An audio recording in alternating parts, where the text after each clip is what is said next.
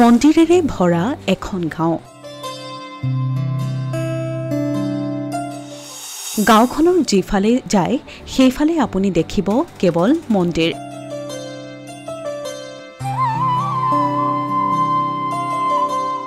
ভক্তিৰে ভৰি পৰিব মন।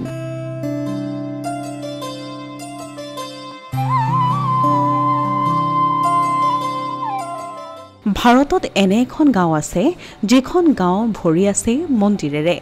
এটাৰ পাছত আন এটা প্ৰাচীন মন্দিৰেৰে ভৰা এই গাঁওখন বিখ্যাত মন্দিৰৰ বাবে, যাৰ বাবে গাঁওখনক কোৱা হয় মন্দিৰৰ গাঁও আৰু গুপ্ত কাশী বুলিও। এই গাঁওখন হ'ল ঝাৰখণ্ডৰ মালুতি গাঁও।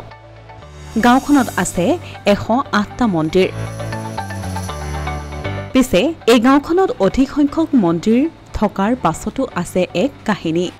1494 পৰা 1519 চনত যেতিয়া বংগত চুলতান আলাউদ্দিন হুছেইন শ্বাহে শাসন কৰিছিল, সেই সময়ত চুলতানে বসন্ত ৰায় নামৰ এজন লোকৰ কামত সন্তুষ্ট হৈ মালুতি গাঁওখনৰ মাটি আৰু ইয়াৰ আশে পাশে থকা অঞ্চলসমূহ উপহাৰ হিচাপে প্ৰদান কৰিছিল।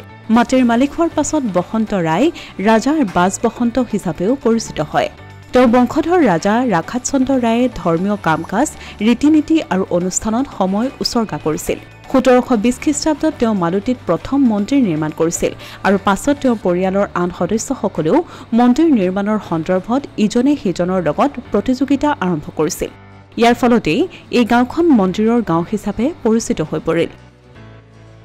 এই গাঁওখনত অধিক সংখ্যক শিৱ মন্দিৰেৰে ভৰপূৰ যদিও ইয়াৰ উপৰিও দুৰ্গা, কালী, বিষ্ণু মন্দিৰো এই গাঁওখনত দেখিবলৈ পোৱা যায়। এই গাঁওখনৰ মন্দিৰসমূহ সৰু সৰু ৰঙা ৰঙৰ ইটাৰে নিৰ্মিত আৰু এই মন্দিৰসমূহৰ উচ্চতা 7 ফুটৰ পৰা 15 foot.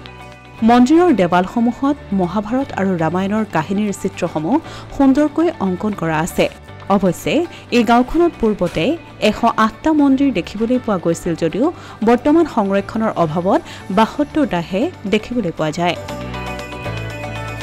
Asomiya Pratidin digital desk.